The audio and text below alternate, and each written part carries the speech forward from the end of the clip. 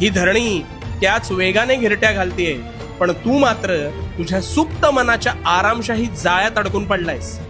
कसं ते सांगतो. तू ठरवतोस उद्यापासून अमुक एक गोष्ट चांगली करू, पण तो उद्या काही तुझ्या आयुष्यात उजाडत नाही, आणि जरी उजाडला तरी परवा तुझा तोच संकल्प संपुष्टात आलेला असतो. आतापर्यंत हेच होत आलंय, हो ना? आणि म्हणून तू मागेस. अरे वेळेचा वेग तोच आहे, पण तुझ्या कार्याचा हालचालींचा वेग मात्र मंदावलाय, आणि म्हणून तुला वेळेचं भान राहत नाही. आधी तुझ्या ऐशोआरामी मनाचं ऐकणं बंद कर. ते तुला तात्पुरता आनंद देईल. आणि उठ, तू या भूतलावर मानवी रूपात जन्म घेतलास. तुझ्या तल्लक बुद्धीचा आणि बुद्धी चातुर्याचा योग्य वापर कर.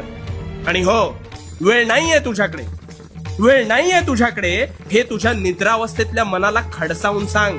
आणि उठ, खडबडून जागा